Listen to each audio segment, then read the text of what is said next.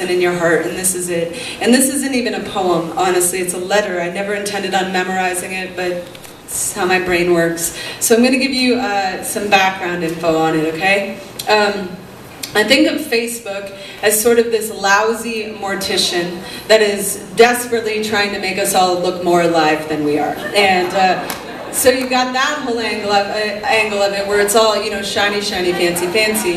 And then there's this other, you know, seriously, everybody is so fucking happy. I'm like, really? Is everybody this? Is everything this? I mean, Brussels sprouts look fucking amazing on Facebook. Not that they aren't, but anyway. So then there's the flip side of it, all right? Where social media in general can be just a really ugly place. And when we were going through the time, still are, have never not been going through the time, around the non-indictment around the murder of Mike Brown, and then the non-indictment around the murder of Eric Garner, social media became the ugliest that I had personally ever seen it. And the good thing about that is it wasn't surfacing ugliness that didn't already exist. You know, that shit was happening. The horrific racism that was just, people were saying shit, having conversations with their family members, and it was just ugly, ugly, ugly. Necessary conversations, but the stuff that was coming up was hard to look at. And for the first time, I think some white people had to face into the horrific racism that folks of color are living with all the time in this country. And the first time I posted my rage around the non-indictment around Mike Brown's murder, I spent 4 hours that night deleting the most racist shit from my page. Then the next day, wrote a more in-depth critique of my anger around the non-indictment, and thousands and thousands of comments came in, and so many of them just disgustingly racist, and some of them, a fairly large number of them, from queer white people. And I had whatever the opposite of a come to Jesus is, a come to self.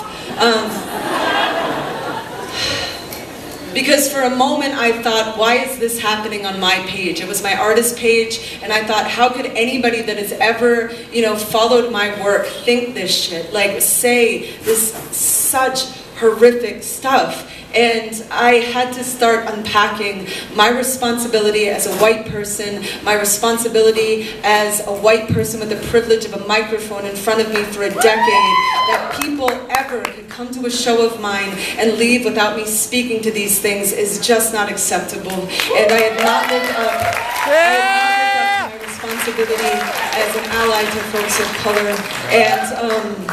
And it was, yeah. So anyway, in the spirit of attempting a healthy dialogue with people leaving racist comments on my Facebook page, in the spirit of understanding that it should never ever be the responsibility of people of color to educate white people about white supremacy and white privilege, in the spirit of Leslie Feinberg, who is a hero of mine, who passed away of Lyme disease this past November, who said, I do not believe that our bodies, sexualities, and gender expressions can be liberated without making a ferocious mobilization against imperialist war and racism, an integral part of our struggle.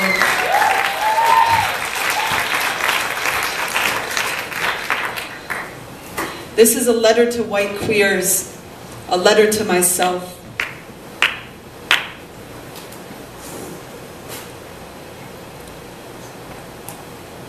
Another black man has been murdered in our streets, and I am white as a ghost, haunting my own grief, thinking, who am I to feel grief? Thinking, my God, who am I not to? I am writing to tell you about 1998, when Matthew Shepard, a young gay man from Laramie, Wyoming, was tied to a fence, beat with the butt end of a pistol till his skull cracked, left for 18 hours in Wyoming's frozen cold, his face entirely covered in blood, except for the places his tears had washed clean. I am writing to tell you I was in a coffee shop in Seattle holding my love's hand when I heard the news. The grease tsunamied from my eyes, immediately down to my knees. I could feel them buckle, each one of them like a Bible belt, wrapping around the neck of an 18-hour scream. On the street outside the coffee shop, I could feel my last bit of unburied faith, reach for the shovel in the dugout grave of my chest. I could feel my own mother kissing Matthew's forehead in a hospital where she knew even the doctor's God was rooting for a flat line. For weeks, I couldn't look at anyone I loved. anyone I loved without imagining hate, crushing their spines into a powder that would be snorted at a party after a football game.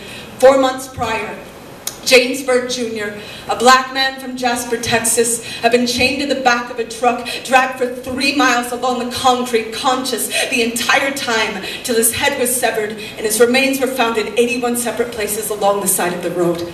I am writing to tell you that I did not remember where I was or how I felt when I heard that news. For a lot of our community, 1998 was the year only Matthew Shepard died. I am writing to tell you I've been spending a lot of time thinking, who are my people? What determines whose death will storm my chest, will flood my eyes, will make me want to burn down a city and pray with every ounce of my winded grace that more than the smoke will rise.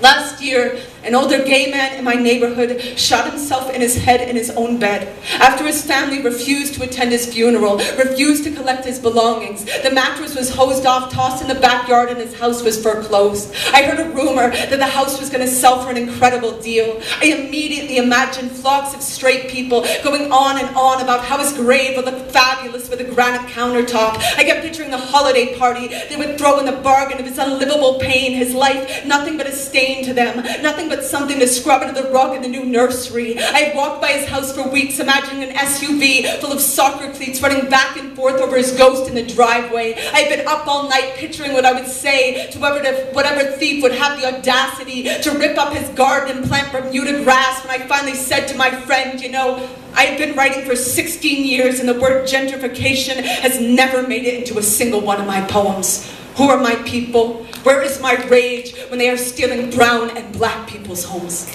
Last week, someone posted a comment on my Facebook page that said, "You're the kind of bitch it would be a pleasure to hang." And that was tucked in between thousands of other comments, equally as fucked, some of them like yours, from people in the queer community who furiously disagreed with a post I wrote about Mike Brown being murdered by a white supremacist system designed to murder the hearts, bodies, and spirits of people of color.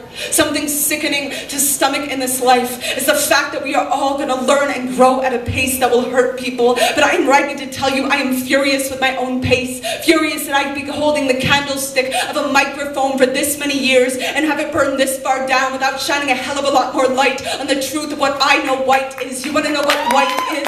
White is having somebody tell you be a pleasure to hang, having a whole lot of people agree and not even thinking to lock your fucking door that night. White is knowing if somebody is going to be hung, you are not the one. White is having all of Eric Garner's air in your lungs tonight, no matter how queer we are, no matter how anything we are. If we are white, we have Eric Garner's air in our lungs tonight, and that means our breath is not ours to hold. That means our exhale is owed to mercy, to the riot of our unowned hearts, to the promise that who we weep and fight and tear down the fucking sun for will not only be our own faces in the mirror, to the knowing that we can never ever be married to apathy without wearing the rings of the fucking poplar tree, when our country is still lynching and still calling the hung body shade, when our country is right now rolling a red carpet from the blood that pours, and people are dying for us to notice our footsteps are red. Our silence is not a plastic gun. It is fully loaded. It has lethal aim. It is 1998 and James Byrd Jr. is not yet dead. He is walking from a party towards his house on the other side of town, and you and I are somewhere. We are somewhere pouring what we will pour into the cups of our hearts, spilling what we will spill into the screamed open earth.